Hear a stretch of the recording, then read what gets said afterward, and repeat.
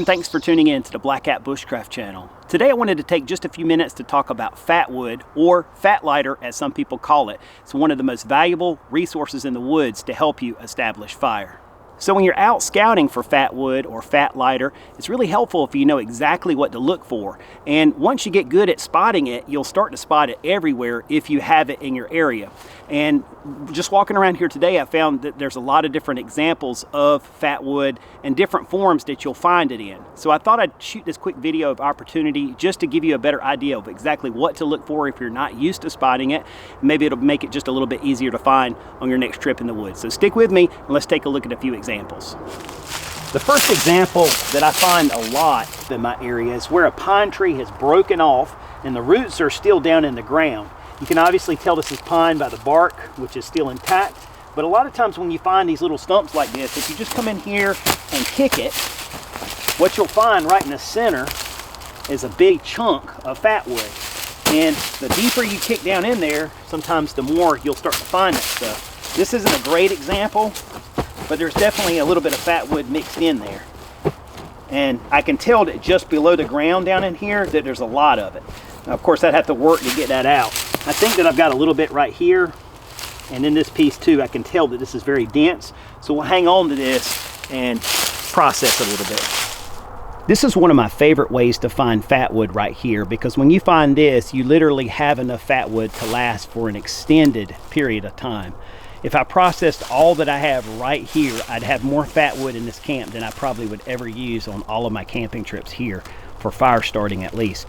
And this is basically the inner core of a pine tree that's just laid here and rotted away. All the sapwood, all the outer wood is rotted, and all that's left is just this inner core. And every bit of this is just solid fatwood that is full of pine resin, and all of that stuff, of course, is very flammable.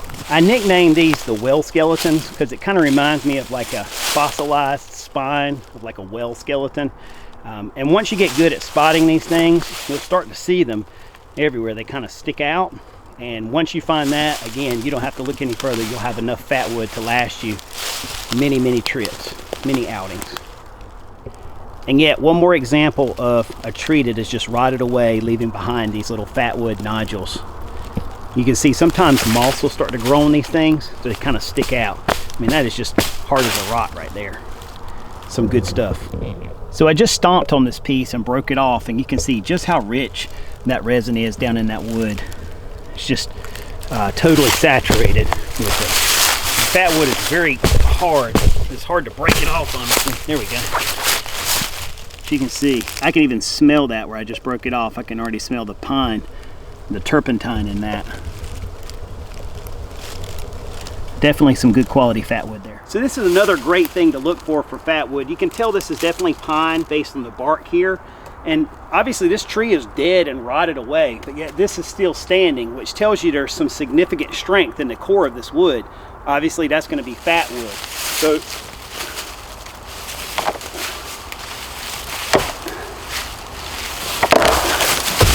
there we go. I'm going to zoom in and show you what that looks like.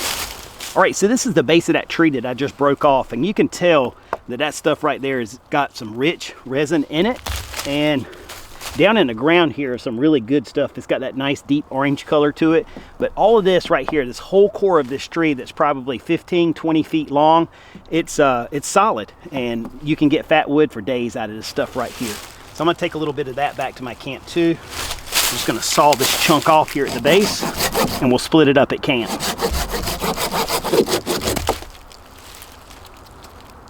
You can look at that stuff right there and tell that's good quality. Smells great too. All right, so I'm back in my camp now, and I've got 3 examples here that I actually collected while we were out doing that video just now.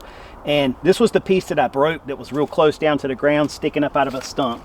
This is the 3rd piece that I just cut off of that whole tree that I knocked down.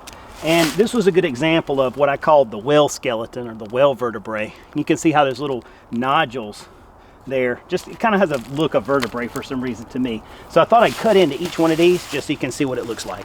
All right, so this first piece is very easy to process. Just split it with an axe, or a hatchet in this case. This stuff will process down into nice pieces. You can see that that stuff is very rich down in there. And with a piece like this, you can make nice little chunks of it, which are good to carry in your kit. You can process it down real nice and neat in perfect shaped little sticks that you can use. If you want to scrape it down with the back of your knife or whatever, you can split off some perfect little pieces to do that. So you can see what the inside of that stuff looks like. Definitely very rich with the pine resin. It smells excellent too.